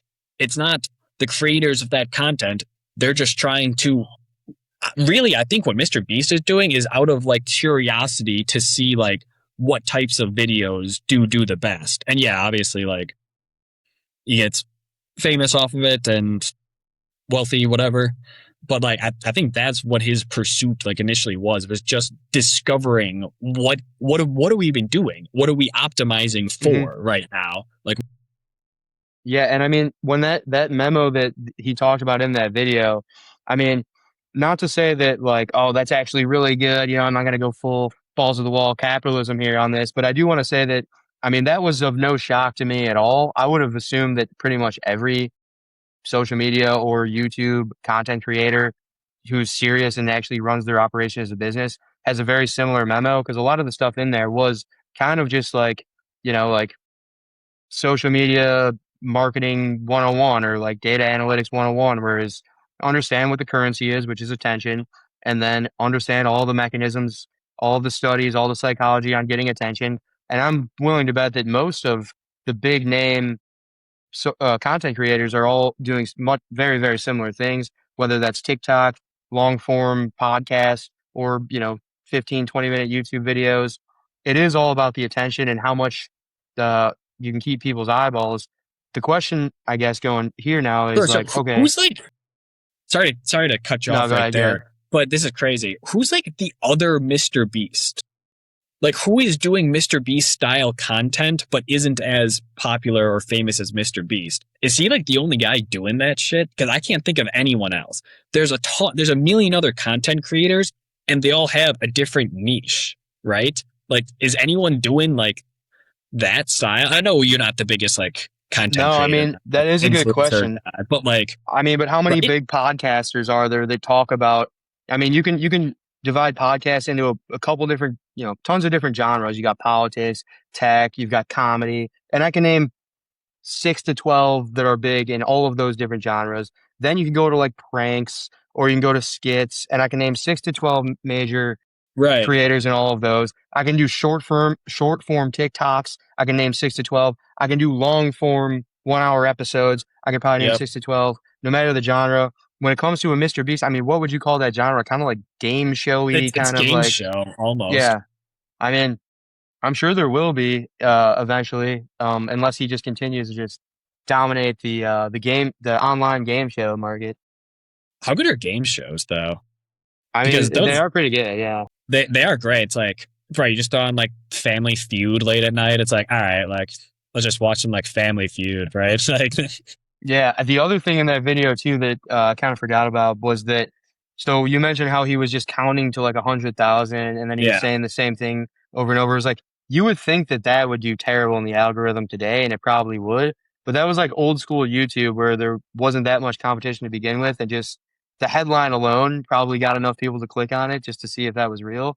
And then after that, kind of a between step between he was doing those crazy things, and then now he's doing this game show stuff, kind of a between step. I guess it still kind of goes with the game shows, but he would just start posting videos of him giving away money that he yeah, made on his last video, and then yeah. that He new did the video would make giveaways. that Yeah. money back. And he was kind of just having the infinite money glitch going on with it too, which I see that type of stuff all the time where people say they'll do it like a lottery, like, oh, if I get, 1 million likes, then I'll give away ten I thousand do dollars see to, people stuff like doing that. giveaways a lot like that. Yeah. Yeah, so that Um, one definitely caught on. right. Like I see there's one guy he like has this like cart going around of like 12 different boxes and like you like go up to a guy and like, oh, pick one of these. And like there's always like it's usually like AirPods or like some shit like that. And they're like, oh, for real, man? It's like, yeah. Like, have a good day, right? Like little gift for you. Like those videos always do good. Dude, Speaking because of you giveaways, know what else is part of that? Because like like what is possibly in there. So it's like, oh, are they gonna get the grand prize? Like, are they gonna get like the like $1,000 like headphone set or whatever? Or are they just gonna get like some like dumb little trinket or whatever? yeah, It's it a is kind of gamble. that slot machine. It's Yeah, yeah, in the yeah. slot It's machine. that we don't know what's coming next, so your brain naturally like needs to stick around to see. Yeah. But speaking of giveaways, one of my favorite giveaway videos was on TikTok. Got banned from TikTok because of the bullshit algorithm. I mean, Mr. Beast gets to become the first YouTube billionaire because he was doing giveaways. But the guy on TikTok who was going out to the homeless people, the people who were actually in need, and doing giveaways got banned simply because the giveaways were entire handles of vodka with machetes duct taped to them. Did you see that? What? Dude, it got banned from TikTok. That was another thing I saw recently. Was this guy was going around with a shopping cart full of like vodka bottles taped to a machete and handing them out to the homeless. And he was doing numbers on TikTok, and then they banned it. And they said, I guess they banned it because then there was a bunch of homeless people going around drunk with machetes. I would ban that guy.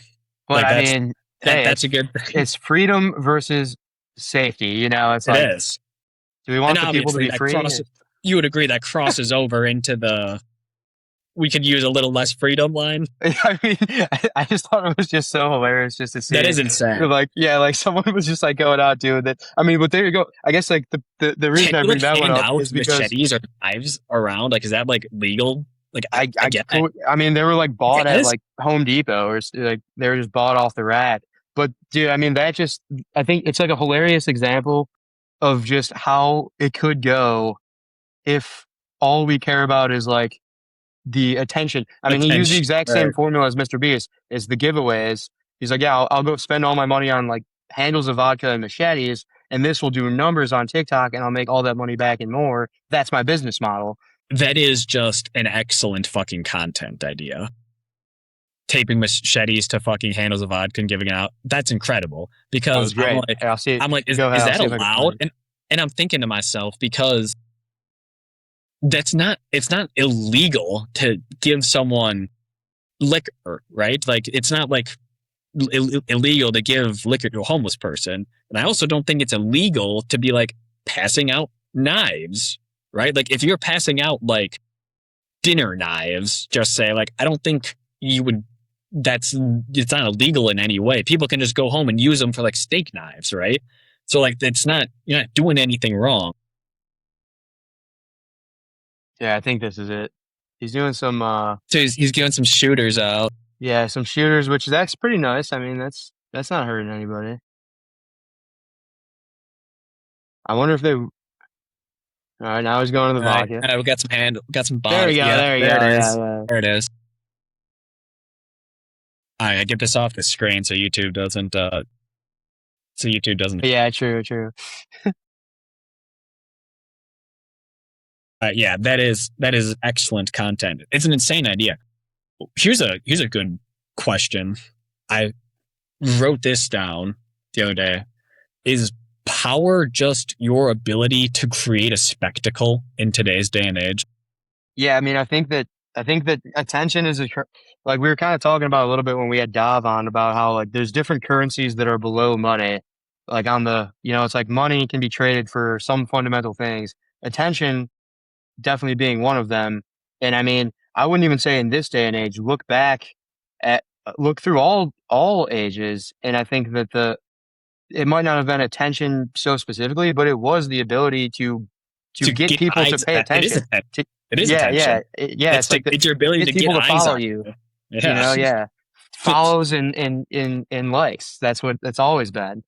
And so Yeah. I think that this is just like the digital version of that. I think that we're very much in like like it so far it seems like the whole digital arena is basically just like a very like primal replica of the human arena. It's like a 2D simulation of a very primal version of people where Yeah. people are willing to If you follow handed out someone in the same way that someone were to believe in like a god king who was like who had divine right over an empire back 2,000 years ago or more than that even. And now we would think that if someone tried to claim that, we would think that that's goofy. Well, I mean, online though, people do kind of react the same way, which is, why you're starting to see, people what start to believe that type of shit again, you know what that God King was doing is he was giving everyone mead and wine and giving them sharpened stones and like Mhm. guy handing out bottles of vodka with machetes on them. It's the same shit. It's the same shit, dude. It's like you give people alcohol and violence and fuck, you got attention, you got eyes on you now. Well, You so provided it to people. Now people pay attention to you. kind of an irony of the universe, which is another reason I think that there's definitely some type of some type of higher power or something out there because this is just kind of one of those. But in the Bible, there's like the old quote of it said something along the lines of like, in the end, the meek will inherit the earth. You know, um, and uh, and now, I mean, if you look back, it was like, well, back then, attention was definitely one thing, but how did you gain attention when you were back in the old tribal era? You weren't doing it by handing out machetes and vodka. You were probably doing it by like being like the biggest, strongest, most badass dude, leading the front lines of battle, No, winning a no, war, it's coming home with the spoils. but yeah, And it's the now, same. It's literally the same thing. You're handing out like you won some battle, so now you have alcohol and food and weapons to give to people, and you're like, hey, here's food and weapons and alcohol. I'm feeding you, I'm giving you alcohol, and I'm making us stronger. Follow me. And that's exactly what they're fucking doing today. all right, so that even adds another layer of the irony to it. But I was going to go off of, even if we get rid of the machete guy, but if we go off of like who today is probably like gets the most attention. I mean, Mr. Beast for one, but I mean, most of the time, most of my algorithm and most people's algorithms are like Joe Rogan, Shane Gillis. Probably see a lot of Kill Tony. That might just be my algorithm. I don't know, but it's the idea of like back in the day, those would have been the jesters, and it was like the like the badass general who went out and Okay, killed people and brought back all the stuff. the That would meek be the shall king. inherit the And earth. then they would see the machete guy tell that joke, hey, I'm gonna go give machetes and vodka out to the homeless, and they think, oh, that's funny. And now it's like that guy could start his own empire if like he got enough follows and likes on that one to start his own empire. And I think where you're building, yeah, you said the meek shall inherit the earth. So yeah, like the jesters have taken over. I had like one or two other ones. You want to do like one or two more, maybe? But yeah, you got anything? I can go to do a little nerd one about SpaceX. I got the SpaceX shirt on. Oh yeah, Um, just briefly, I know we talked SpaceX on the last couple episodes. Um, just to give kind of a little update on some stuff we didn't touch on that I've kind of been. This has been my thing that I've been following lately since politics has been very boring, and this has been much more exciting. But so today is Wednesday. Tomorrow, the 23rd, Starship's 13th flight test is scheduled. It was scheduled for last Friday. There was an abort last minute, which happens quite a bit. Something was wrong with one of the engines, and so they delayed it out, and now it's scheduled to try again tomorrow. And one thing that I didn't realize until I started looking into it about why this stuff is actually such a big deal.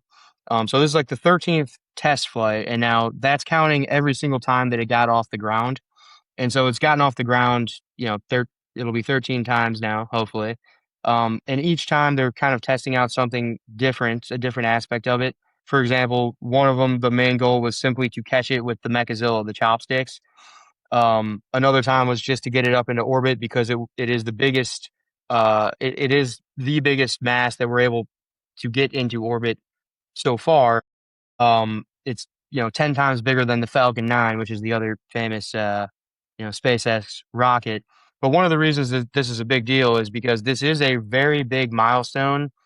Once we can get something as big as the Starship into orbit, we now see the space economy, the floodgates open for what the possibilities are. Because basically, the idea behind it is that a lot of these will be used as in orbit gas stations. Um, and not to go too long on a rant here, but it comes down to something called the rocket equation, and I can throw it up here on the screen. But what the rocket equation says basically is that it's just math based on what it takes to get to orbit. Now we hear Elon talk about getting to Mars. We hear talking about going to the moon, all these crazy things. So far in recent years, I mean, we did have the Artemis mission go near the moon, but so far in recent years, all of the launches have just been going into low Earth orbit mostly, and some in Earth's orbit. But if we wanted to go to the moon and Mars and beyond, we're limited by the rocket equation. And the rocket equation, I mean, in simplistic terms, it's basically that we need to maximize our acceleration and our velocity to get farther distances. Hmm. And that's logarithmically related to the amount of mass. And so if something is more massive, well, then you need more fuel to get it to the distance you need to get it, right? But if you need more fuel, that means you need to add more fuel, which adds more mass, which then requires more fuel, which then requires more mass. And eventually you're limited. You're topped out. You can't make it that far. With some of the innovations that Elon's doing, Starship being like the big deal, is once you can get a Starship up into orbit, it's big enough and it has the capacity to then kind of serve as a gas station, so that something that's smaller can get up into orbit and then refuel in orbit or possibly on the moon is what they're talking, and then continue on. That's basically, the next phase in the plan, Elon's plan to get to Mars, and for humanity's plans to go explore space elsewhere. And they're pretty damn close. They've gotten all the individual accomplishments that they would need to do. They've got them all done. Now they just need to make sure that they can get it all in one rocket and actually get it up there. And I think that they're getting pretty close. I think we should see it within the next year or two. So what are the you said like the in orbit like gas stations, That's the theory. That's the theoretical so that main you'll use be able case to for it. gain more fuel for So your right. Yeah, yeah yeah. So like rather than, because if you can't fuel up that much, like we wouldn't be able to blast from Earth to Mars right because the because rocket equation would you limit have to us. keep getting heavier to keep getting enough fuel to do it. Right. So theoretically, what we could do is gain the velocity we need to get into orbit. And now think about it, in orbit, you've already got pretty high velocity. You're flying around the globe.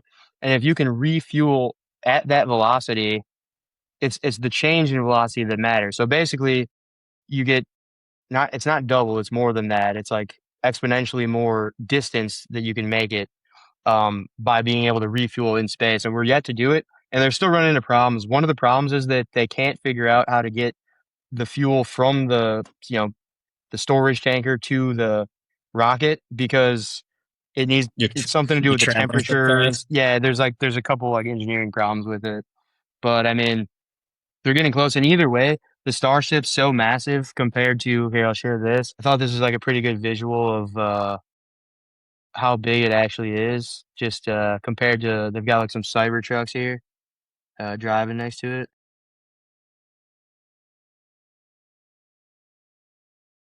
But I mean, that's how big it is. And the Falcon 9, I believe, was like 1/10 the size, which is the normal one that you see them launching. So like that's a cyber truck right there. Yeah. Did you say this was the most mass put into orbit? At least, I mean, I don't want to say that Is for this sure because bigger that than the might be wrong. International Space Station? Like, does that count as? No, I don't think it is. Let me check what that stat was, because yeah, as I was saying it, I was thinking that might not be right. Yeah. Um, Oh, unless like the International Space Station like doesn't count or something like that, it's something to do. It might be the most. or maybe it still is because wouldn't we probably have like done the International Space Station like piecemeal, where you like bring it up a little bit at a time? How the fuck did we make? Did we build that? How the Yeah, that's. I was thinking it might be. So, did we bring okay, that up piece by piece and like fucking put it together like in space? Like that's insane. yeah, wait, yeah, that's a good question.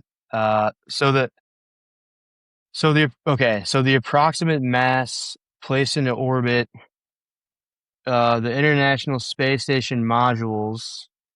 So it looks like that is the correct answer. Piece by piece, those were like 23 tons each. The NASA space shuttle was 120 tons. So that was the biggest. The Starship. Okay, so here's what it is. It's the biggest payload. Um. So okay, yeah. So there are three different. Here's the confusion. There's three different mass records people refer to. The largest rocket ever built is the Starship at 5,000 tons at liftoff, and that includes the payload, meaning what's carried in it. The largest spacecraft ever placed into orbit is the Space Shuttle orbiter at 110 tons, and then the largest payload delivered to orbit was the Saturn V, which is 140 tons, which was one of the modules for the International Space Station. So I think you're right. I think it was like I think it was like pieced together in space. That's ridiculous. So today it says today Starship is the biggest rocket ever launched, but it has not yet claimed the records for largest spacecraft or payload placed into orbit because it has not yet completed a successful orbital insertion. So it will be the biggest Oh yeah. if they get there. But and have you And it's seen? I'm sure you've seen the videos of them catching it with the chopsticks. yeah, I was about to ask. That's going up and hopefully coming back down. Yeah, so that's a big deal too, because part of the thing about like why SpaceX became so big in the first place, why it has the Reusable rockets, right? yeah, the reusable rockets, and they used to have like little I don't know what you would call them, like little feet or stands that would go up with the rocket, and then the rocket would come back into the atmosphere. They'd use the last of their fuel, it would turn it around, and then it would kind of land on the it would kind of land on its stand there. But one of the reasons they were able to make it so big was because they got rid of the mass of the. They said we got to get rid of the mass of those of the Feet. like the yeah, the feet, and so they had got rid of those, and instead now they got the Mechazilla. So It's I don't know, it's that it, stuff's been pretty it's cool. is it just like two bars and they're just trying to fuck it? That's what it is, a chopstick. Yeah, yeah. Hey, let me see if I can pull up one of these. This is pretty cool. They're like kind of slow motion, and so like the rocket on the top, it has like these two little things that stick out. So really, it's like catching it from the from the bottom. You know, it's got like a plate on the top that sits right on them, but it's pretty good. See if I can get a good.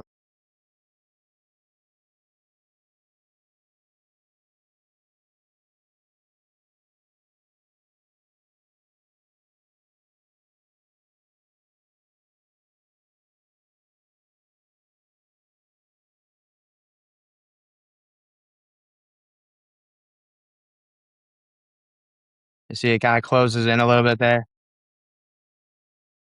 See if I can get a better one. I saw one that was more zoomed in. You can kind of see how it That's not actually. what I was picturing. It like slides in between like two holes almost. It looks like, and then it like pinches in. Yeah, it comes in. See if this one's nah, that one's too much now. Let me see.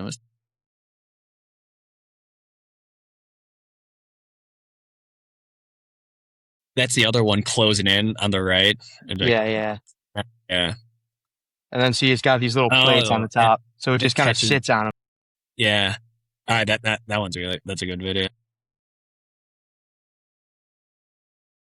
But yeah, I mean that's pretty cool too. As far as just probably 5 years ago, people would have no one would have said that like that's a reasonable thing we could do is just like catch this thing with these two arms. But they got that. I mean, I was a big fan of the Tesla stuff when that was public. Now that SpaceX is public, I've been looking way more into it just because I just naturally want to know what's going on with it, and it's pretty cool stuff there too.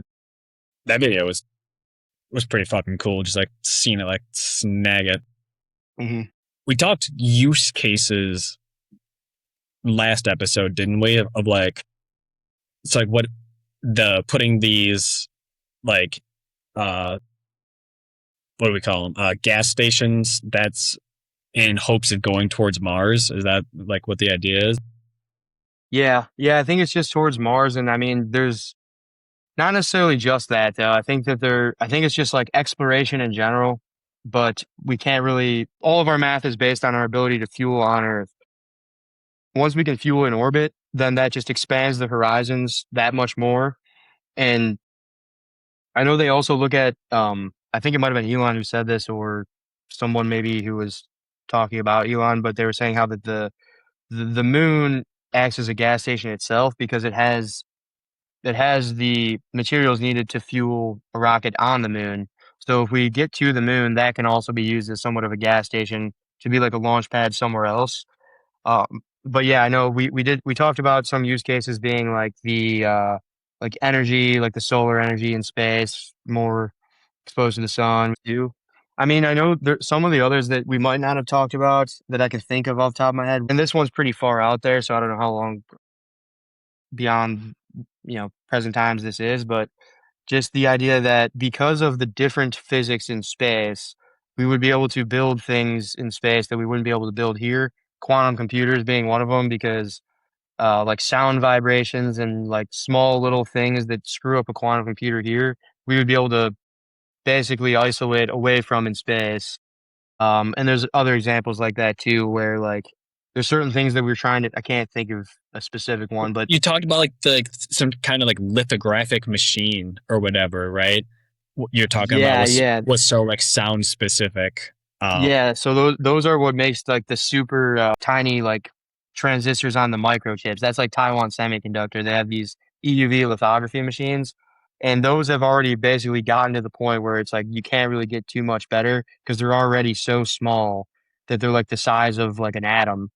But in space, without any like small vibrational forces, if we're like out in the middle of nowhere, theoretically those could become even better. But I mean, all of this, it seems like kind of far out. With it, this might be, beyond, decades from now. But it's just it opens up a world of or a universe of possibilities, I should say. Oh, even though it's like, isn't it like pretty impossible for us to leave our solar system? Like to go to like to the next solar system, it's like I think, yeah. So it's like here's a good one to kind of put in perspective. I heard this one the other day. It's pretty mind blowing. So I think it's something around 1 million Earths can fit inside the sun, right? Something like that. uh-huh. Now, if we were to scale everything down so that the sun was the size of the dot of an eye on a page in a book, then our galaxy would be the size of the Earth. One more time. If So if it's the sun, if we scaled everything down so that the uh, sun was the size of the dot of an eye in a book, yeah, then our galaxy would be the size of the Earth. yeah, And sure, keep sure, in sure. mind, there's 1 million Earths in the sun, can fit inside the sun. Yeah, and then the Milky Way galaxy is just so much bigger, and that's just Right. one galaxy wherein Out of it's like a like small billions. it's like a smaller galaxy. Yeah, yeah, out of like It's billions or something like that. So yeah, I mean, if we wanted to take figure out how big our galaxy was compared to Earth, it's you take whatever number is the amount of dots of eyes from like the size of like Times New Roman 12 font in a book. How times that by however many times you would need to fill up the entire Earth, and then times that by 1 million, and then that's how much bigger the galaxy is than the Earth. yeah. The When you start reading about things like that in space, it's so insane. Like here's one where it's like we can't conquer the galaxy. No, sorry. We could conquer our galaxy, I think, but we could not conquer like the next closest galaxy because it's something like maybe say like 200,000 light years away, something like that. So think about this. If you have two groups of humans setting out from our local solar system, going out towards the next closest solar system, say they're both like 200,000 light years away, and you're traveling the speed of light, which we can't even fucking dream of traveling, right? At our current state. They set out, it takes 200,000 years for them to like go to different spots. They are two different species at that point. Like they have evolved differently, meaning your own species does not have a chance of like colonizing like anything outside of your local galaxy. Yeah, yeah, yeah. Have you looked into any of the? I did this a while ago. I might have to review a little bit of it, but maybe for the next podcast because it's probably crazy conversation. But just like any of the stuff about space time and how it's kind of like interstellar stuff where like time moves differently in different parts of space, Oh and yeah. how Einstein basically put it together that's time is the fourth dimension of whatever this geometry of the universe is. And so that still just blows my mind, the idea that space and time are actually like not they're just two dimensions of the same geometry. That I part gotta still is hard to like wrap my head around. I guess But send you this video. It's a classic if you've never seen it. Have you heard of it's only like a maybe 10-minute YouTube video, maybe like eight. Imagining the 10th dimension. mhm. Is it Yeah. like a little cartoon kind of? And it Yeah, shows it's a them, cartoon. yeah. So I yeah, think I've seen that, yeah. it's like it follows like the same pattern three times, right? So it's like it's a point. That's like the first dimension. It's a line is the second dimension, and then it's a twist is the third dimension, right? Depth. The fourth dimension is then time, right? So it's any time during that entire twist is that, and that's like the point essentially. That's going back to point. So it's point, line, twist, and then it's point again.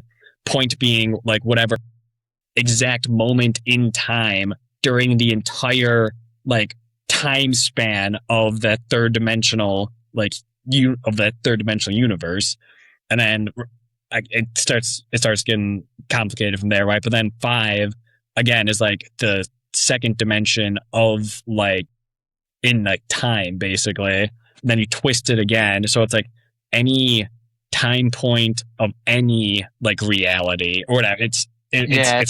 start Obviously, branching off of like yeah, if it's like say you're plotting something, on time. So like, this time it was here, then here, then here, then here.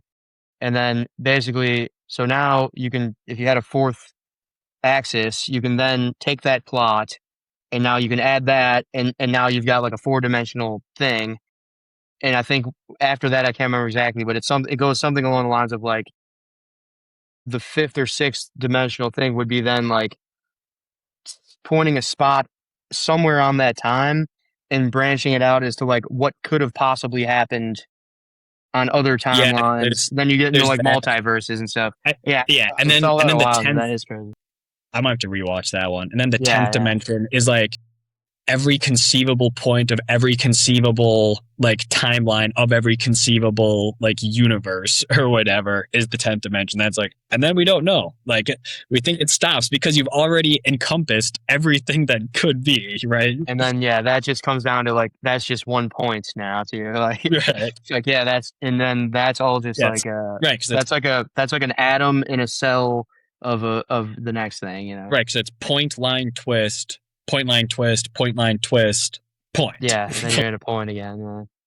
Yeah, no, that stuff is pretty cool. I've been listening to some podcasts about that stuff too. We should maybe do one on that. We'd have to get somebody in here who can speak to it though, because feel like an idiot when I'm talking about Should that we get stuff. Neil deGrasse Tyson on the show? I mean, we'll see what he's charging. I'll see if I can. If he's charging like $1,000 for an hour, I'll fr- I'll I'll pay that to get him on. That's hilarious.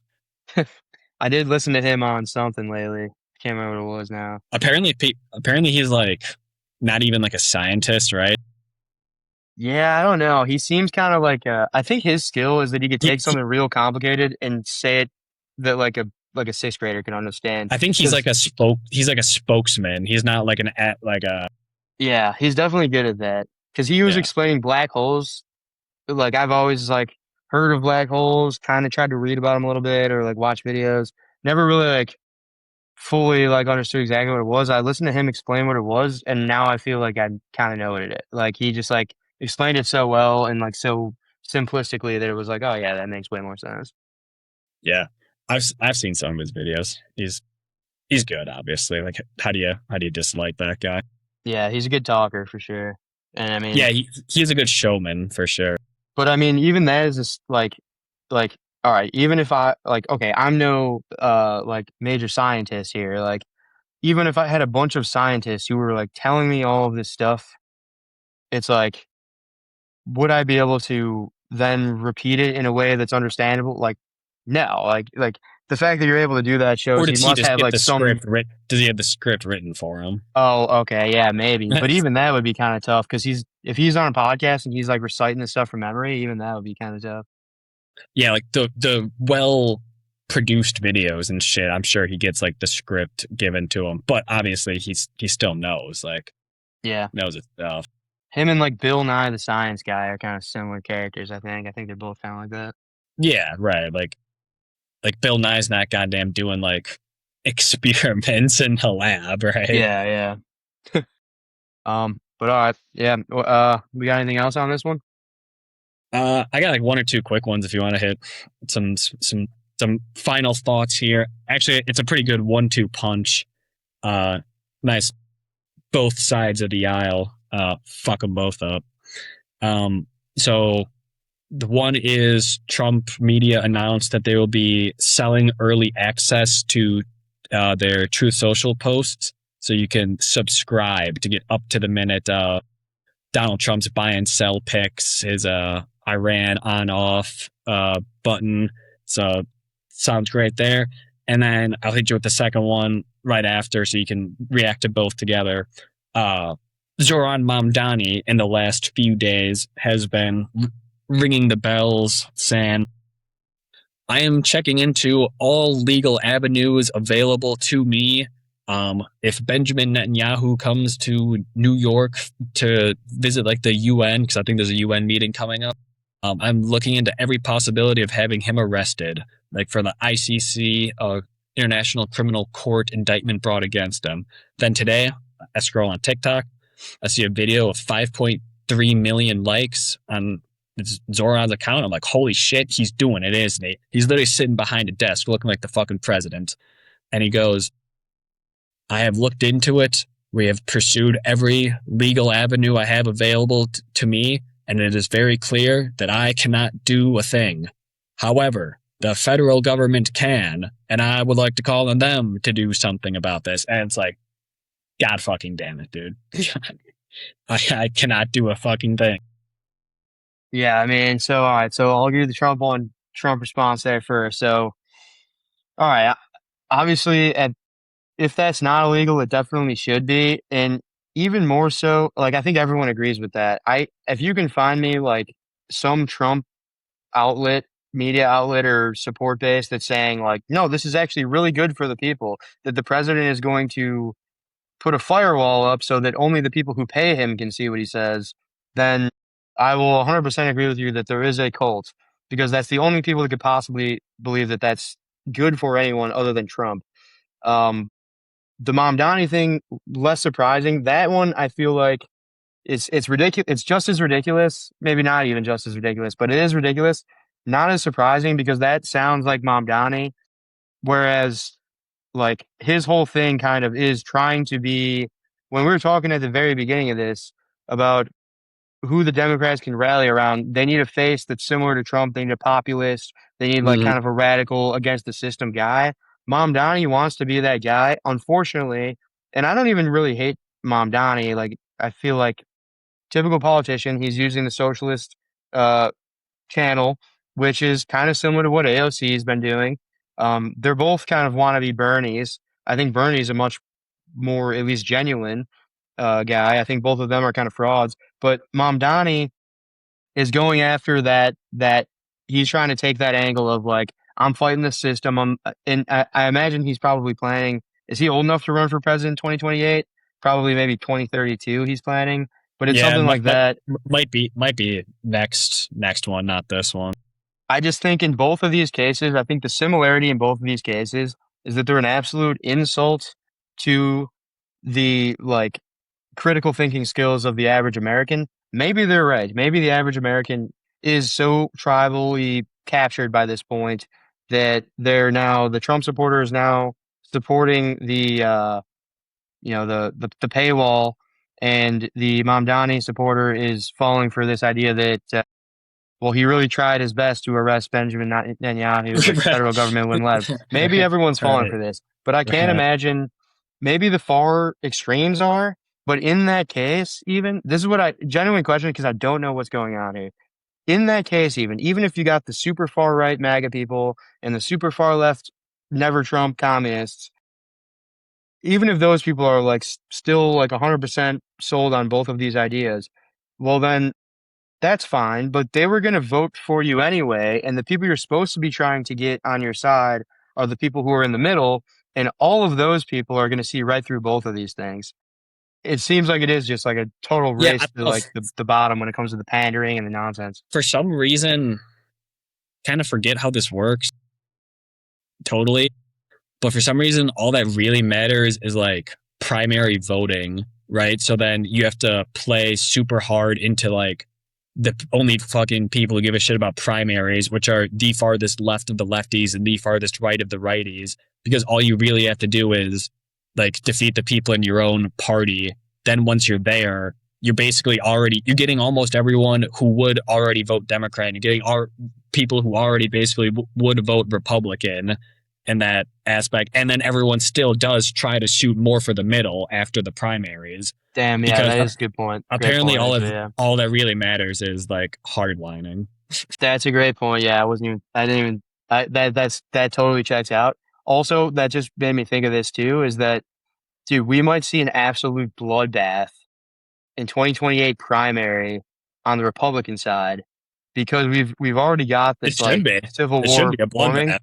It might be an absolute bloodbath. It might be like similar to every Trump election, how it was in the general, but only in the primary. I almost think the primary is going to get like not to even say that the Republicans are going to end up winning, but it's just going to be such a media circus during the Republican primary between Rubio and Vance. That might be why, despite not having any main player who's really putting up numbers, the Democrats, according to Polymarket, still have a better chance of winning, is because the two front runners, Rubio and Vance, are likely to fall heavily in the general election polls throughout the primary after they're just absolutely destroying each other. I haven't checked Kelsey on that in a few weeks or months. Maybe we could end this one here. Yeah, I had it up earlier. I think it was pretty similar to what we had talked about maybe a month or so ago. Vance and Rubio basically neck and neck, 1 and 2, and then Gershom, Newsom 3. Yeah. So first of all, here, so we might have it might not have been too different a while ago, but I do want to, even if we did already say this, I want to bring it up again because it is kind of mind blowing.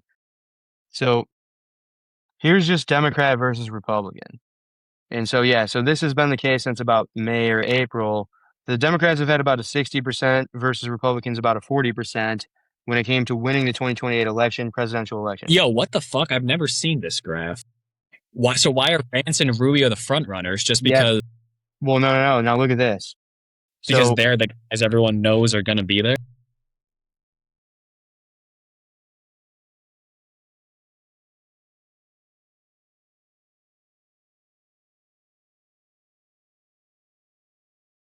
So yeah, so now when you look at the front runners, you got JD Vance and Marco Rubio at 20 and 14.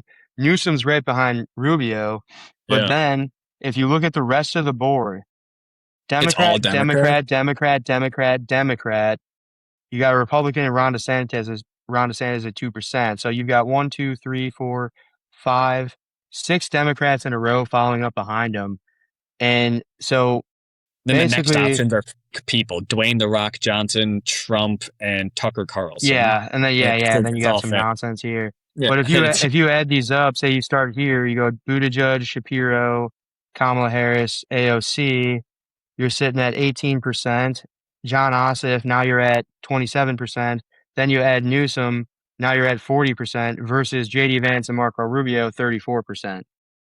So at the end of the day, these two are the top two, except these 6 combined have them beat in their odds. So it's going to be a bloodbath for Democrats too, even more so. Yeah, and I would actually not be surprised if I would think the Democrats are going to have a bloodbath and the Republicans are just going to have the duel in the desert. See, if the Democrats had any like political strategy at all left that made sense, which I would like to think that they do, but it just seems missing lately. But or maybe strategically missing. Maybe they're holding out until the end because they don't want to. Maybe they're pulling that move of we don't want to throw out our number one guy right now. Yeah, 2 years earlier, so that he could be the target of attack ads. Instead, let's let Vance and Rubio beat the shit out of each other, and then a year or so, then a rising star emerges. That would not be a bad strategic move, honestly. That's a great fucking idea. So that's how I know that that's not their plan. That's way too. That would make way too much sense. That'd make way too much sense. I think that's a good spot to end it. Yeah. No. Yeah. Thanks for tuning in, everyone. Yep.